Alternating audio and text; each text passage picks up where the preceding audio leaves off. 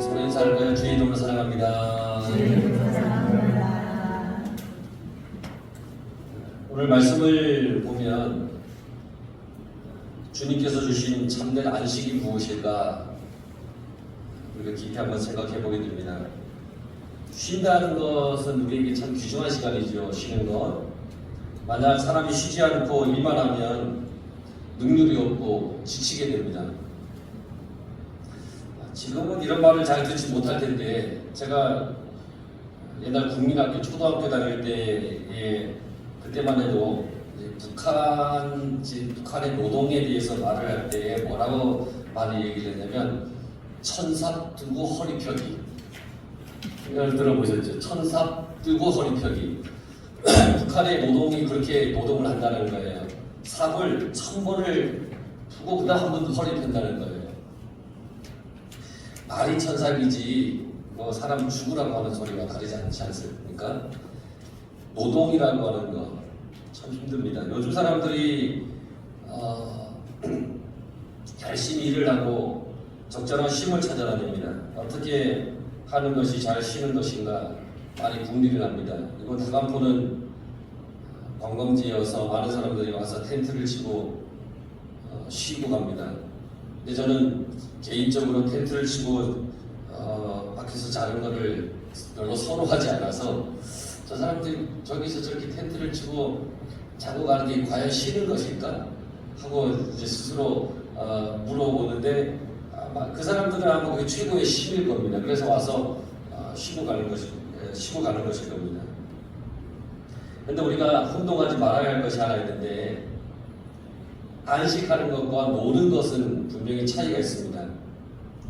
노는 것은 일이 없어서 손을 놓고 있는 겁니다. 이게 노는 겁니다. 안식은 열심히 일을 한 뒤에 갖는 쉼입니다. 그게 안식입니다. 그래서 우리에게는 참 안식이 필요합니다. 열심히 일을 하고 쉬는 겁니다. 이런 안식일에 대해서 예수님은 그 당시에 바리새인들과 서기관들과 참 많은 논쟁을 하였습니다. 왜 이런 논쟁을 할 수밖에 없었느냐? 그 이유는 당시에 바리새인들과 서기관들은 안식일의 본래의 의미를 다 잊어버린 채 어떤 제도와 그 의식에 매여서 안식일을 지켰습니다.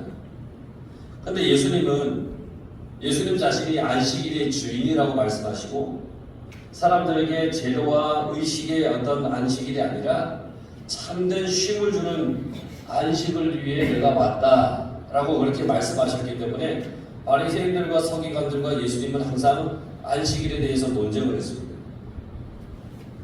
성경이 말하고 있는 안식은 뭐냐면 하나님께서 6일 동안 천지를 창조하시고 제7일에 쉬신 겁니다. 쉬었습니다. 십계명에도 분명히 안식일, 그 안식일을 분명히 지키라고 하나님께서 명령을 하셨습니다. 또 하나님의 새로운 백성들이 그리스도 안에서 누리는 어떤 일상적인 구원의 안식이 또한 있습니다.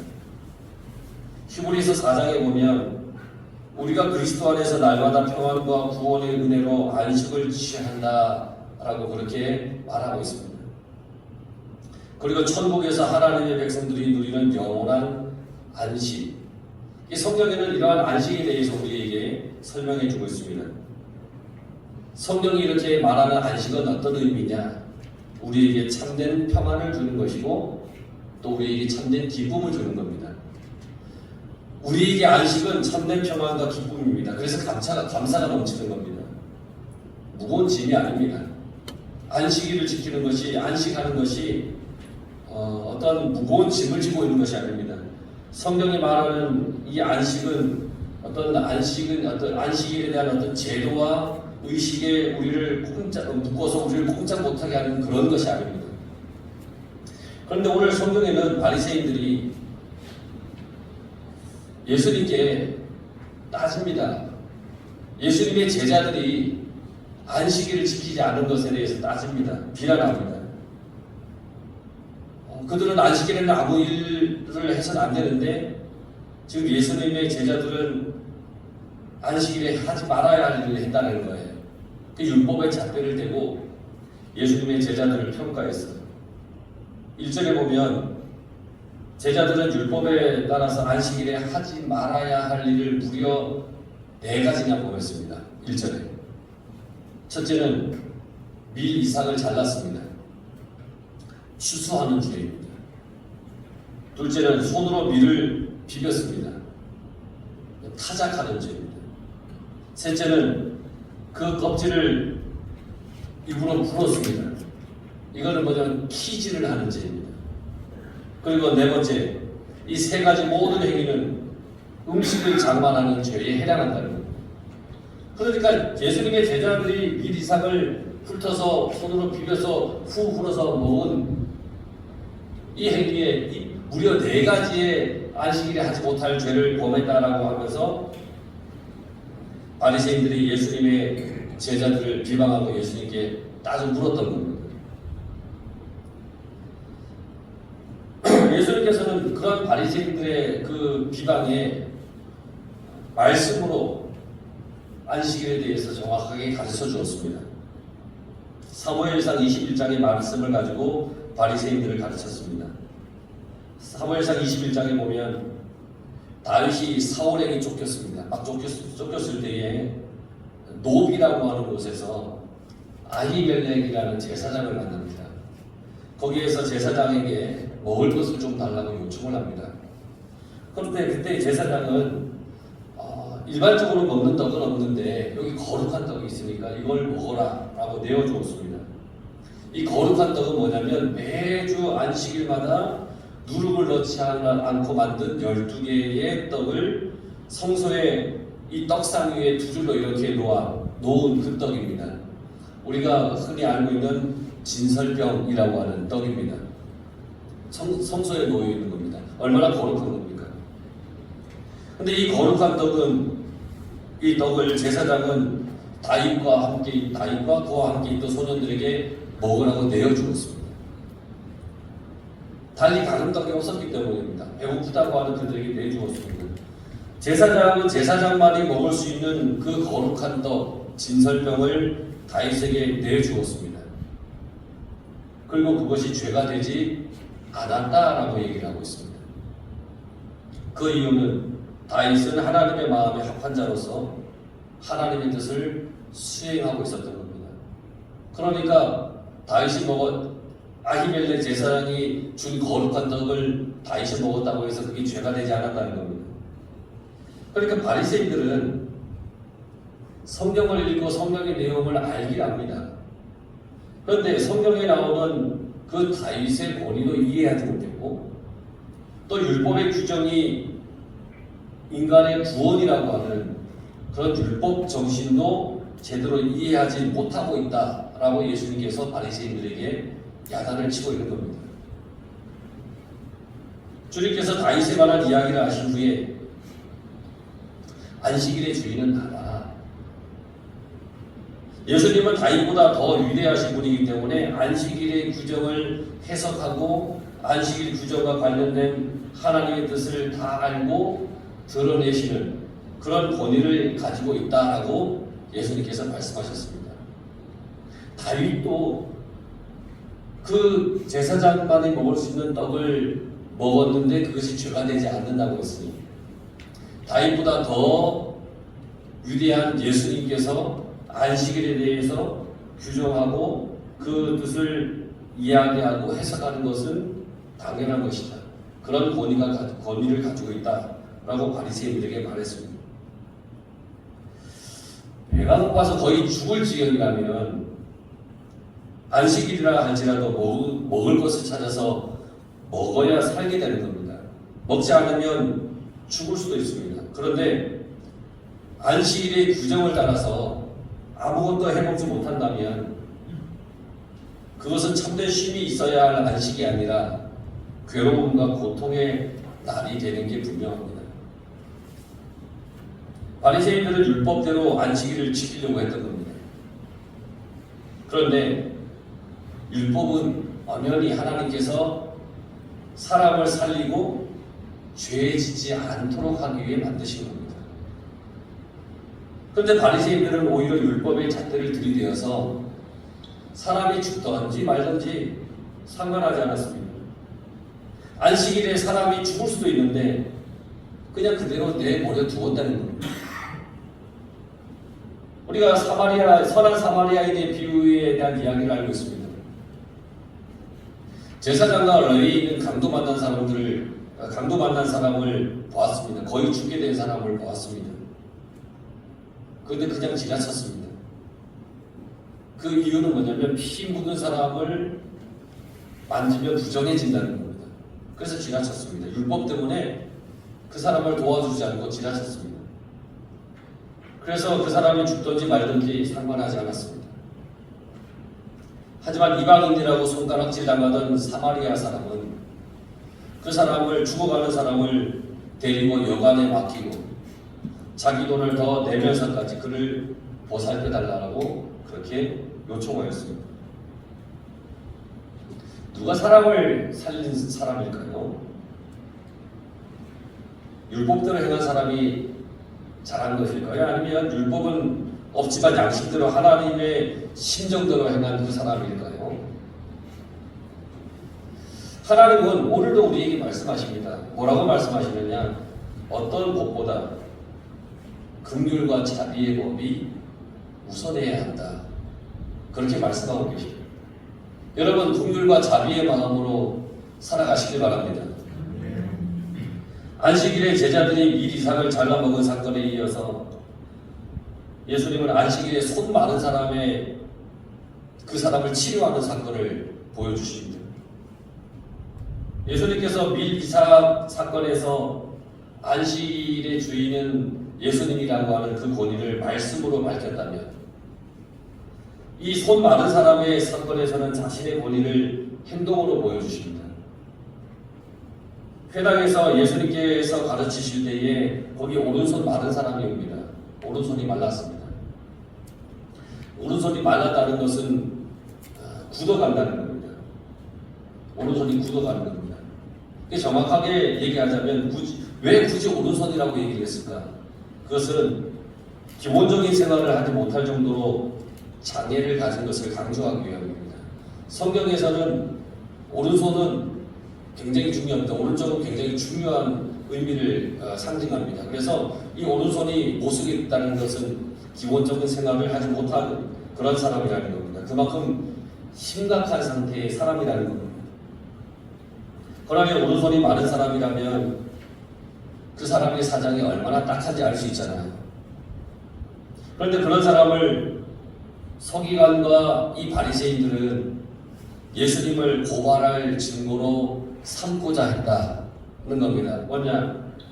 예수님께서 이 안식일날 회당에서 가르치시는데 오른손 마른 사람을 보시면 가만히 두지 않을 거다. 분명히 고치실 거다. 그렇게 생각했습니다. 그래서 만약에 예수님께서 안식일날 오른손 마른 사람을 고치면 우리가 고발해야겠다. 저 예수가 안식을 어겼다. 그런 마음이었습니다. 근데 예수님께서는 8절에 보면 그들의 생각을 다 아셨다고 했습니다. 예수님께서는 그들의 생각을 다 알 만큼 권위가 있으신 분이십니다. 예수님은 우리의 생각을 다 아십니다. 내가 긍휼의 마음을 가지고 살아가는지 악한 마음을 가지고 살아가는지 내 이웃이 잘 되기를 바라며 살아가는 것인지 내 이웃이 안 되는 것에 내가 그저 좋아할 그러한 악한 마음으로 살아가는지 예수님은 다 아십니다. 권위가 있으신 분입니다. 이 바리새인과 서기관들의 이 생각과 마음을 다 아셨습니다. 사람의 생각과 마음을 아셨다는 것은 하나님의 권위를 예수님께서 가지셨다는 얘기입니다. 그래서 예수님은 이 서기관과 바리새인들의 악한 마음을 다 아시고 그들에게 분명한 교훈을 주기 위해서 오른손 마른 사람을 가운데 세웠습니다. 그리고 질문을 했습니다. 안식일에 선을 행하는 것과 악을 행하는 것, 생명을 구하는 것과 죽이는 것, 어느 것이 옳으냐? 기본적인 생활조차 하기 힘든 사람을 고쳐줄 수 있기에 고쳐주는 것은 선한 행동이죠. 그런데 고쳐줄 수 있는데 고쳐지지 않는 것, 그건 악한 행동입니다.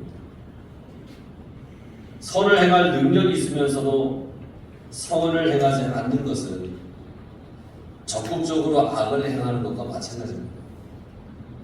우리는 분명히 기억해야 됩니다. 선을 행할 능력이 있으면서도 선을 행하지 않는 것은 적극적으로 악을 행하는 것과 마찬가지입니다. 우리는 선을 행할 수 있을 때 언제든지 선을 행하여야 됩니다. 왜냐하면 하나님이 선하시기에 우리도 선해야 되기 때문입니다. 그리고 예수님께서 그를 고쳐주었습니다. 내 손을 내밀어라. 그때 그가 손을 내밀었더니 그의 손이 회복되었다고 했습니다. 선을 행할 때, 예수님께서 선을 행하시려고 할 때, 이 오른손 마른 사람은 주저하지 않고 자기의 오른손을 내밀었습니다. 그날이 안식일이어도 상관이 없었습니다. 그의 손을 내밀었습니다. 병든 자신의 손을 내밀었습니다. 인생의 최대의 고통을 주님께 내밀었습니다. 왜? 주님께서 그 손을 내밀라고 하셨기 때문에, 그리고 그의 순종이 주님의 회복의 역사가 일어났다는 거예요.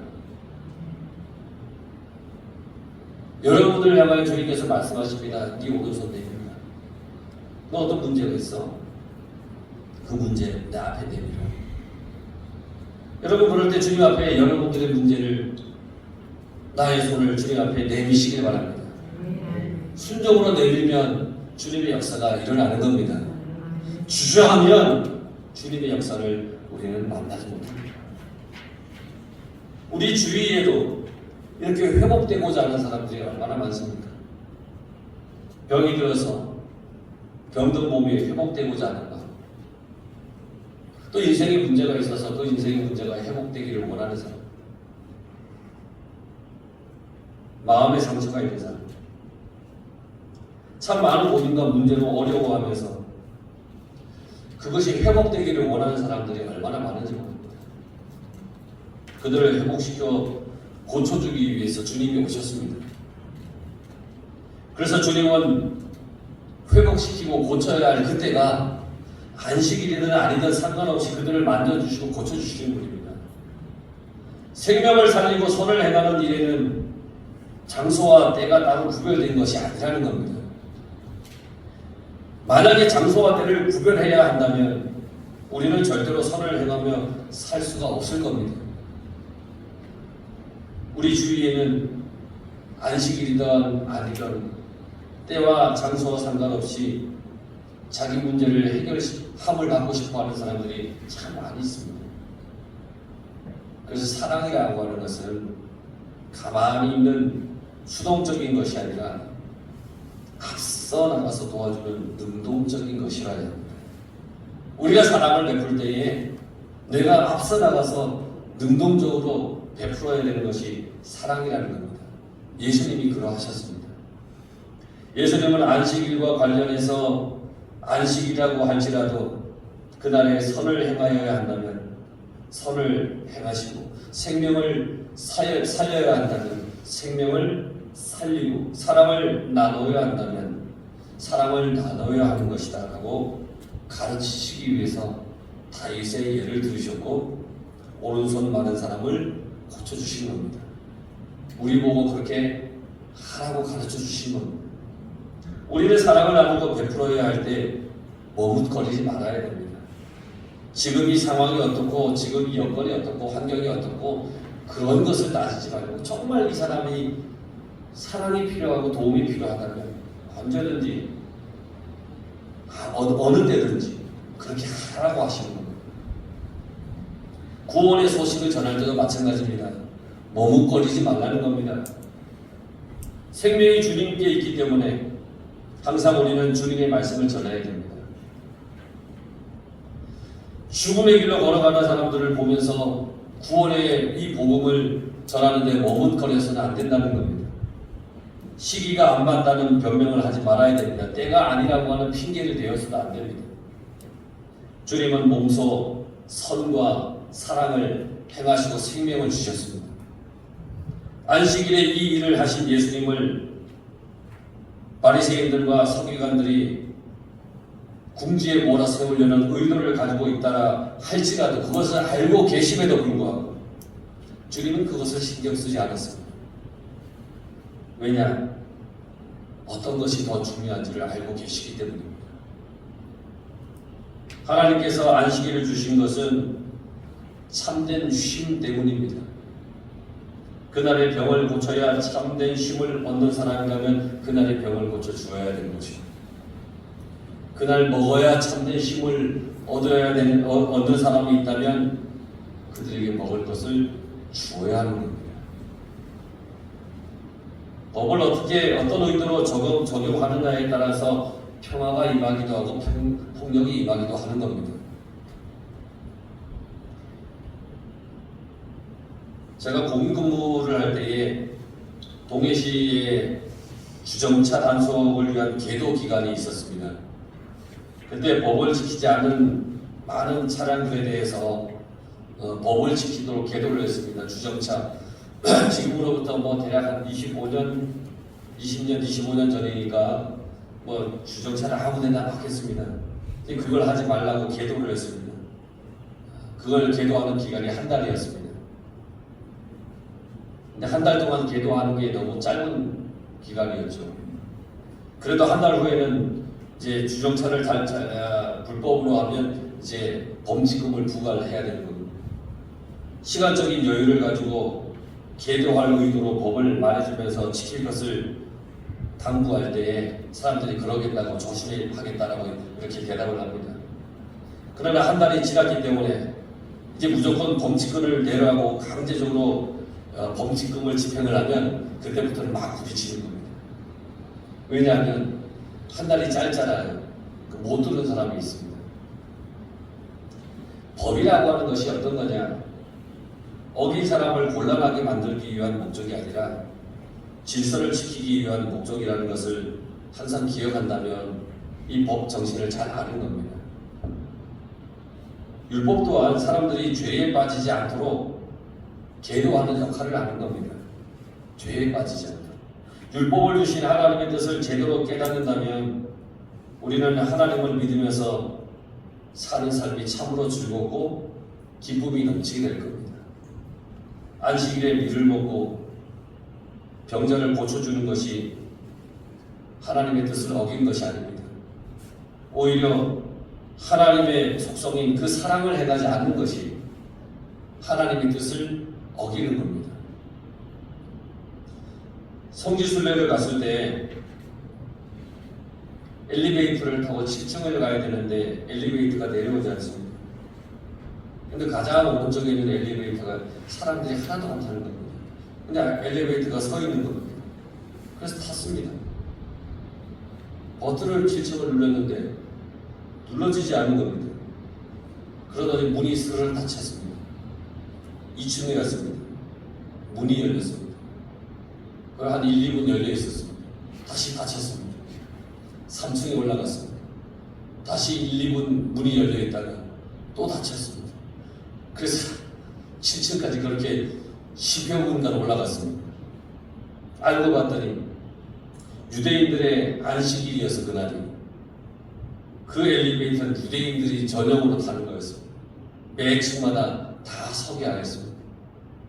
왜 그랬느냐?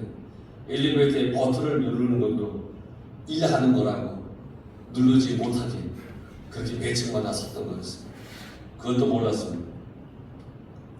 엘리베이터의 버튼을 누른다고 생명이 죽고 사는 것이 아닌데 그들이 그러는 겁니다. 그럼 걸어가는 것도 이게 아닙니까? 안식일날 걸어가는 거리가 정해져 있습니다. 그 이상의 거리를 못 걸어가는 겁니다. 하나님은 그 엘리베이터의 버튼을 누르느냐 마느냐를 중요하게 여기시는 분이 아니신데도 그들은 그렇게 하고 있었던 겁니다. 안식일 제정은 뭐냐? 참된 쉼입니다. 쉼은 재생산이고 또 보충입니다. 그래서 다시 소생해서 살아가는 겁니다. 우리가 주님 앞에 이렇게 나왔습니다. 세상의 사람들은 얘기를 합니다. 아니 열심히 일하고 일요일날 집에서 편히 쉬지 또 고생스럽게 교회 가서 힘들게 또 예배 드리냐고. 그러나 우리가 주님 앞에 나와서 예배 드리는 것은 말씀을 통해서 내가 주님의 말씀으로 다시금 소생하기 위해서 나와서 말씀을 듣는 겁니다. 하나님은 우리를 쉬게 해주시는 분입니다. 우리에게 안식을 주는 좋은 분이십니다. 말씀을 통해서, 예배를 통해서 하나님을 만나고 하나님이 주시는 새 힘을 얻어서 우리는 살아가는 그런 사람들입니다. 이번 인도 차이나 선교회에서 주최한 라오스대회에 172명의 선교사님들이 모였습니다. 그분 중에 그런 분이 계셨습니다. 울면서 선교가 너무 힘듭니다. 그러면서 그런 말을 해요.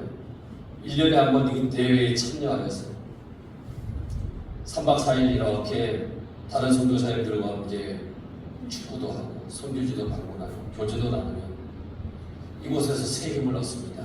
그럽니다. 그리고 다시 새 힘을 얻어서 선교지에 나갈 힘이 되고 또 용기를 얻습니다. 그렇게 고백하는 필리핀 선교사님이 계셨습니다. 사람들은 그래요. 무슨 선교사들을 모아서 축구 대회를 하느냐. 그런데 그곳에서 이렇게 모이는 분들은 그곳에서 참된 안식을 얻고 다시 재충전하여서 각자의 선교지로 또 가는 것입니다. 여러분, 하나님은 우리에게 참된 안식을 주시는 좋은 분이십니다. 바리새인들은 이런 참 안식을 깨닫지 못했습니다. 주님의 이름으로 모여 참 안식을 얻는 그런 안식을 깨닫지 못했습니다. 여전히 평안이 없었습니다. 그래서 오늘 성경에 보니까 노기가 가득하였다고 했습니다. 하지만 여러분들은 주님 안에서 참된 안식을 얻는 삶을 살아가시길 바랍니다. 오늘도 여러분들에게 주시는 하나님의 은혜를 가지고 이 한 주간을 또 힘있게 살아가시길 바랍니다. 그래서 주님 주시는 참된 안식 속에 여러분들의 삶에 평안이 넘치고 은혜가 넘치고 병이 고쳐지고 구원의 확신이 있고 삶의 모든 문제가 주님 앞에 내가 내밀어졌을 때에 해결함을 받는 그런 놀라운 축복의 역사가 넘치는 그런 인생이 다 되기를 간절히 축원합니다. 기도하겠습니다.